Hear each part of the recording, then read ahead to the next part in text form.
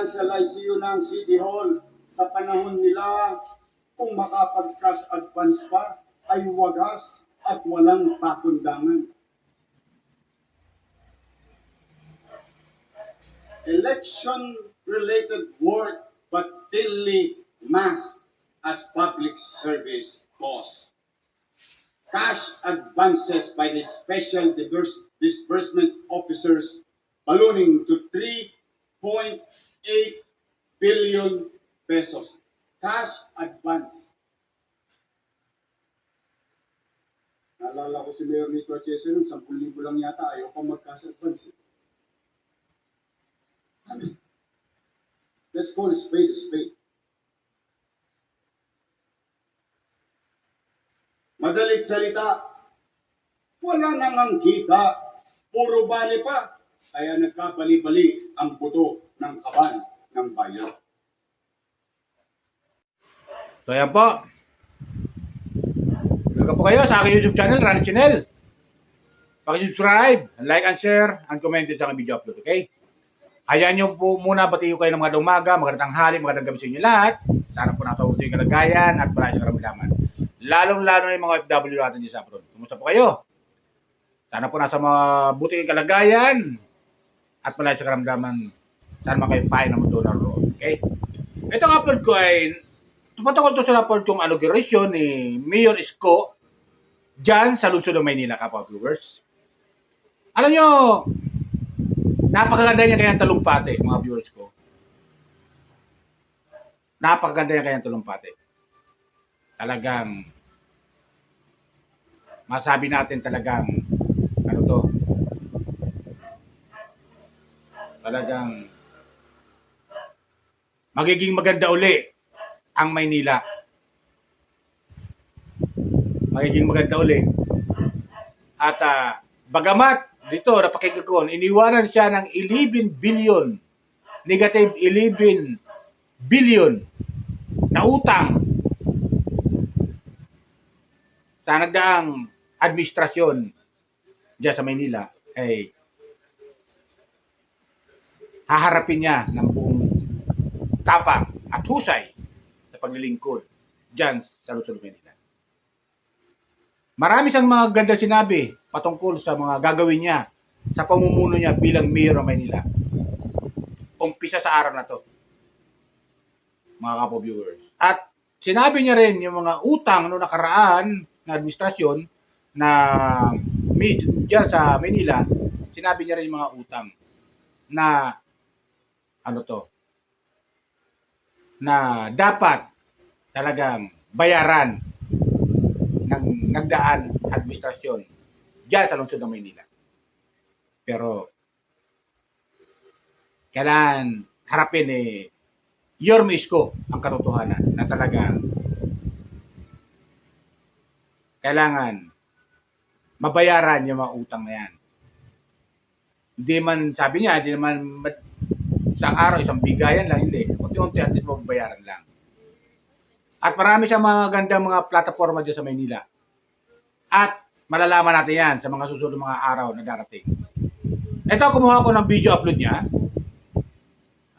Doon sa kanyang statement. Bagamat di ko ito na umpisahan pero meron kahit paano akong napanood o napakinggan at ito nga, kinuha ko yung video na yun. Panoorin natin, sinabi niya, mga kapo-viewers. Pakinggan natin si Yorme Isko dyan sa lungsod ng Maynila, yung kanyang privileged space o inauguration sa City Hall ng Maynila. Okay? Pakinggan natin. Bakit gano'n? Ibig sabihin, may tiwala ang mamamayan. Pagamat hirap sila, nagsipagbayad sila ng obligasyon sa ating minamahal na lungsod. O kayo, wala na kayong pandemya. And your deficit is amounting to 36 to 39%. What kind of fiscal management is that? And again, I am no economist.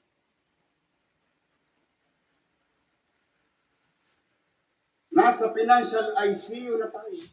And I ask the audience, especially yung mga nasa ibabaw, if there is seatbelt there, please fasten your seatbelt.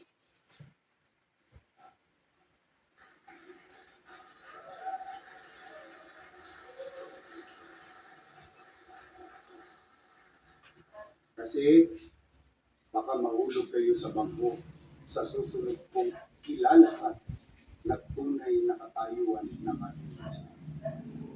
Nasa financial ICU na ang City Hall sa panahon nila, kung makapag-cash advance pa ay wagas at walang pakundangan.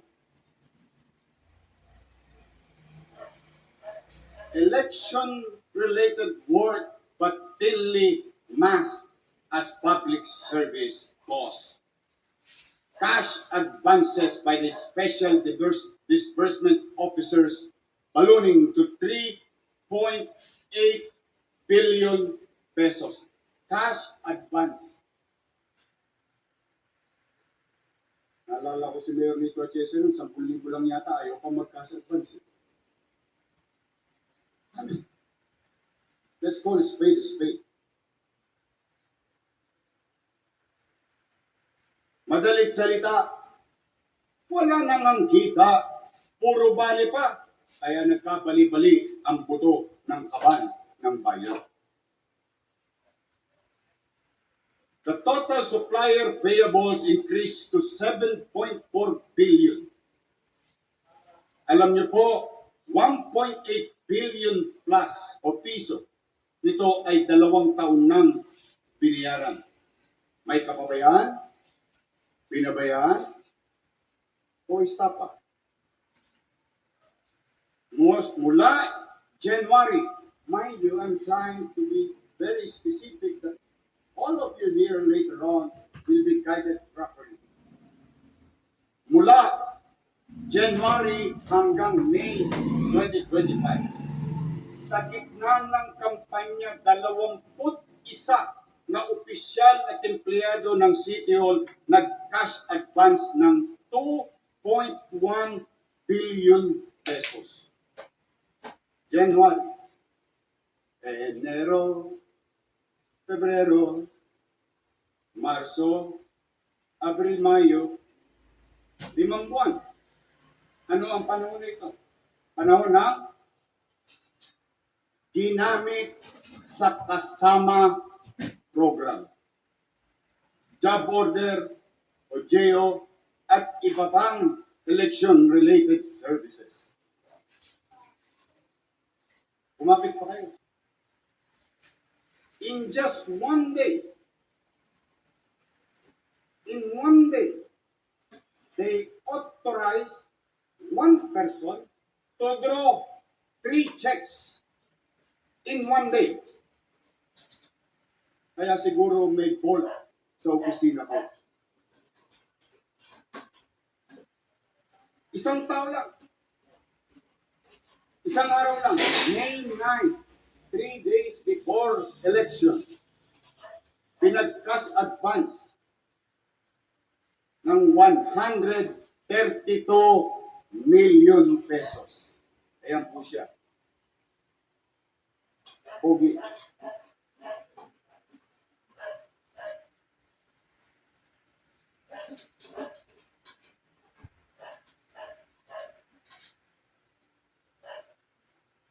Mind you, and let me repeat, in one day, 132 million pesos. Ang pangalan po niya, Jonathan Carso. Kahit na ipinagbabawal ng Omnibus Election Code, ang titigas niyo, ang lupit niyo, para kayong alkohol, wala kayong patawad sa mikrobyo. E basura kinukuha niyan. Isa pang mataas na opisyal ng City Hall, lilingunin natin sa tawag na Assistant City Administrator, nag-transfer ng malaking pondo from general fund patungong trust fund. Yorme, wala naman pong masama doon. Nag-transfer lang pala.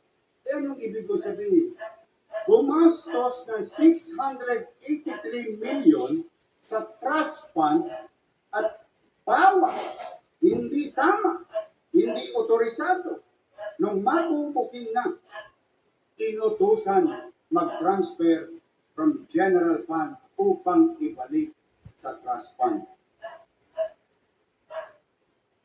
Ang pera, 683 million pesos.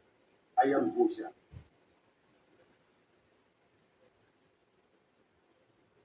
Joy Dawis Asuncion. Anong buwan? January to March. Nang walang authority. Ibig sabihin, winawaldas natin yung trust fund and the basic concept of trust fund. That fund has dedicated or merong takdang gamit. Eh nagalaw, kung saan ginalaw sa mga manonood o manatag kayo, aalamin po namin. Joy, Dawis Asuncion.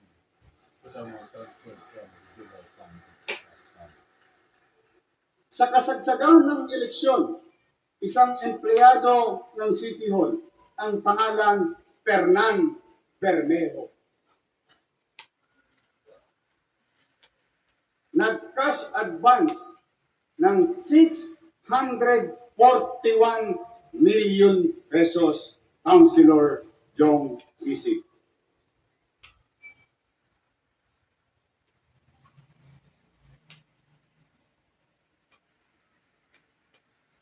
Kasi baka nagtataka kayo, bakit walang pambayad sa 10.2 billion?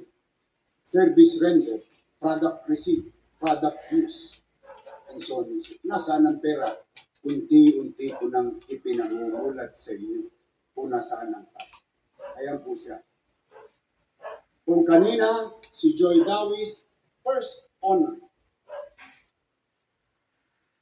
Ito po, magna cum laude.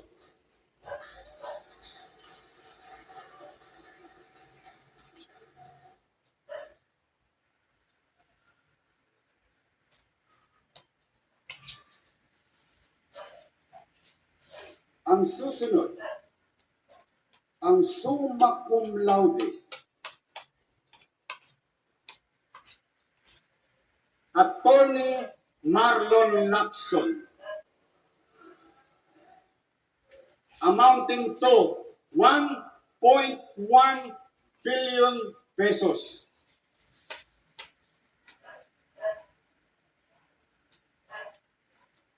Sila ba'y may krimen na ginawa? Hindi ko po alam. Ano bang ginawa nila sa pera? Hindi ko pa po alam. Pero sigurado ako, one way or another, malalaman ko rin may nakinabang dito sa session na ito.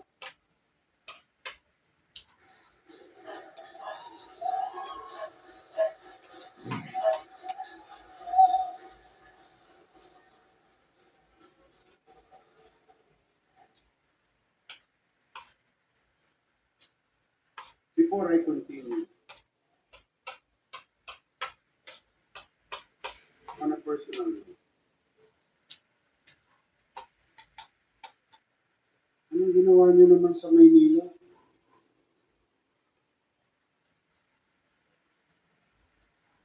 Ano ba kayong konsensya?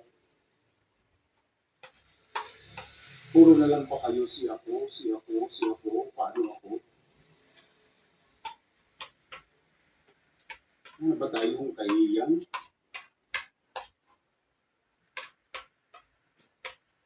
Nawala na ba sa atin yung pagmamalasakit sa kapwa?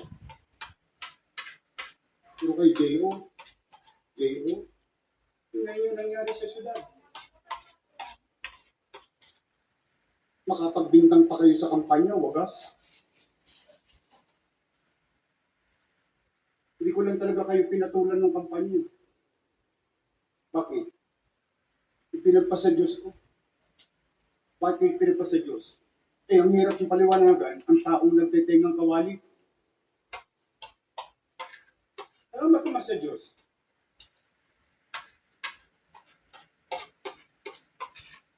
Awang-awa ko. Totoo lang. Magtatatlong linggo na ako hindi mapagkakatulog. Paano babangon muli ang Maynila? Sa 10 bilyon ang utang natin, ang pondo natin, 20 bilyon.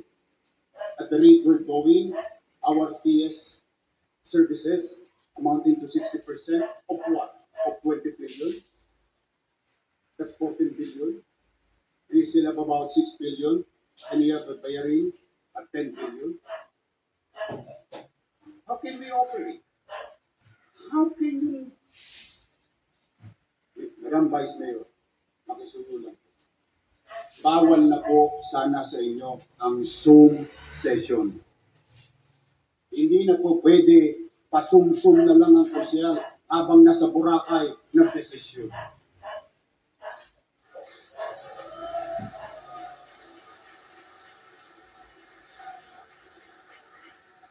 Ang sasarap nyo, ako hindi pa nakapunta sa Amampulo.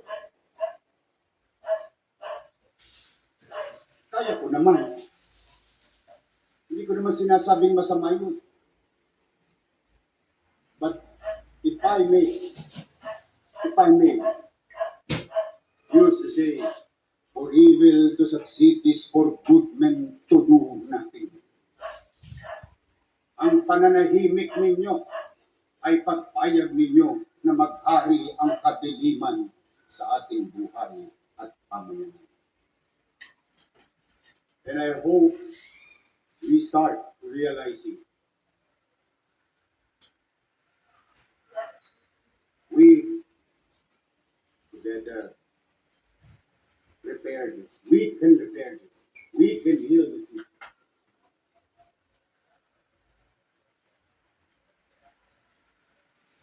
And if I may continue, pasensya na kayo. Ito na yata ang pinakamahabang maririnig ninyo na inaugural session. But, again, manatag kayo. Wala akong sinisisi.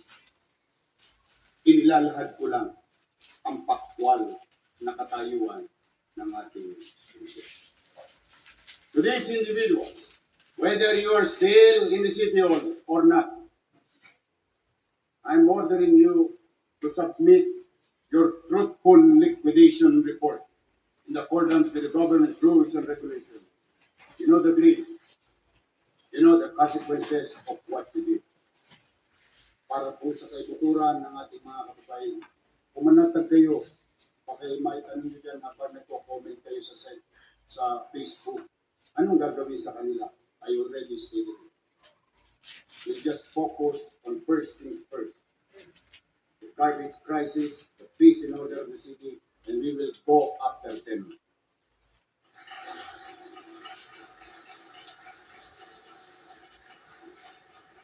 Isa pang symptoms na nasa ICU ng City Finances ay ang NTPB. Bago sa ating administrasyon na sinundan ko, the average income, yearly income of NTPB is 53.6 billion pesos. Noong panahon ko, sa pamumuno ko, itinalaga ko si Direktor Dennis Biyahe at naging yearly income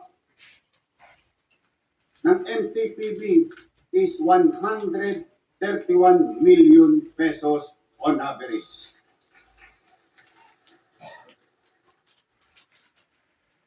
Makikita ninyo, January to June, ang income bago nawala si Director Dennis Biyahe nasa 73 million. Ng same 6 months, ang naging income ng Maynila ay 56 million. You do the math. Saan napunta? Hindi ko po alam. Aalamin ko po. Pero, today, we have to give justice to a person because there is great injustice done to him. Ipinagpasinungaling na siya ay tinanggal. Para sa ating mga kababayan, hindi po siya tinanggal. Nag-resign po si Director Dennis Biyahe dahil dumarating na sa MTPB si Eddie Apati. Now, what is the effect? Numbers don't lie. Hindi niya kaya. Bakit? Itinatubilin ko na pangalagaan ang ahensyang yaon. Pero pinagdudahan. Nino? Yung mga nandiyan dyan, patabi ng Office of the Mayor. Bakit? Kasi gusto na ni Congressman ng 2 congressman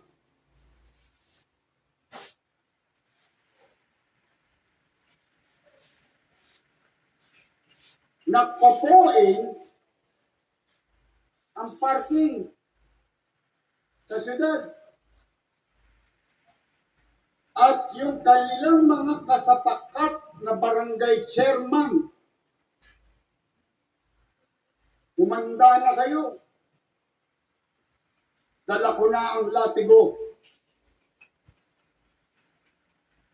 sa mga barangay chairman na yan. Saan ka nakakita? For the first time in history, not even Lito Atienza, not even Lim, not even Erap, not even Lopez, not even Bagaching, not even in the lifetime of all mayors in the city of Manila, na pinayagang makialam ang congressman sa mga lokal na pagpapatakbo ng pamahalaan. Ano naging resulta? Awarte-warte ang ating siyudad.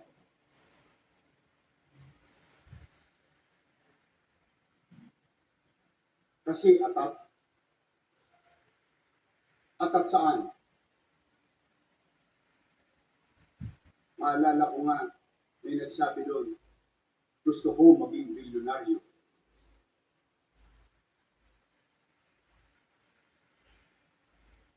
Pakiramdam ko, natupad niya na ang pangarap niya.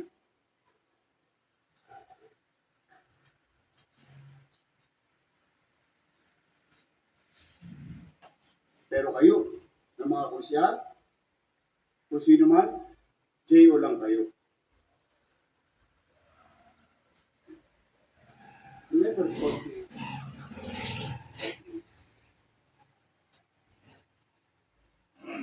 So ulitin ko, hindi tinanggal si Director Dennis Biyahe. Si Director Dennis Biyahe nag-resign kasi hindi niya kayang isubo yung isinusubo sa kanya. Na siya namang naging resulta ng mga numero nito. Ano ang katotohanan sa job order? Parang sinisilihan ng ibang konsyal dito.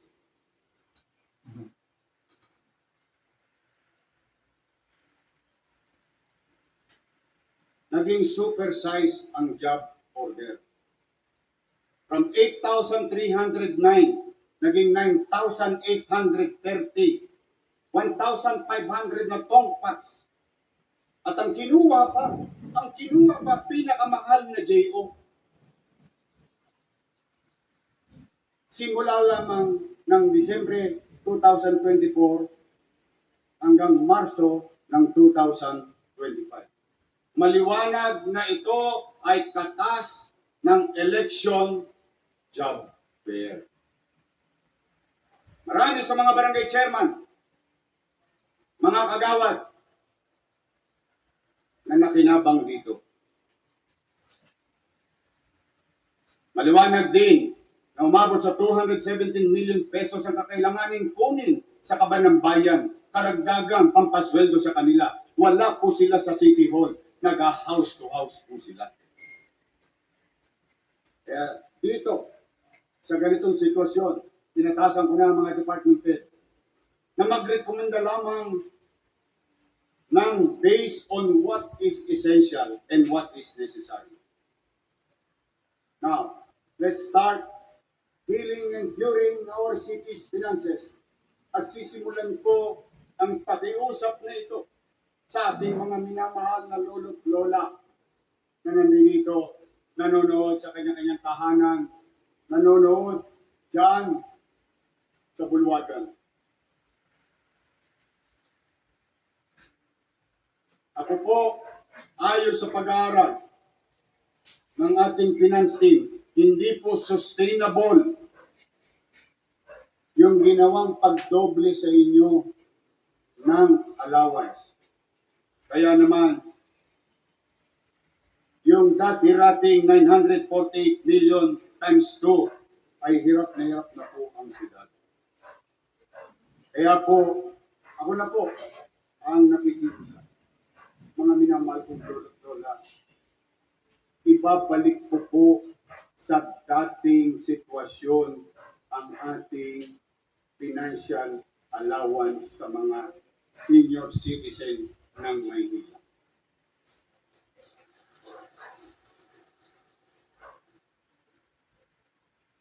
Ngunit, ibabalik ko din yung tinanggal nila ng mga senior citizen na hindi botante.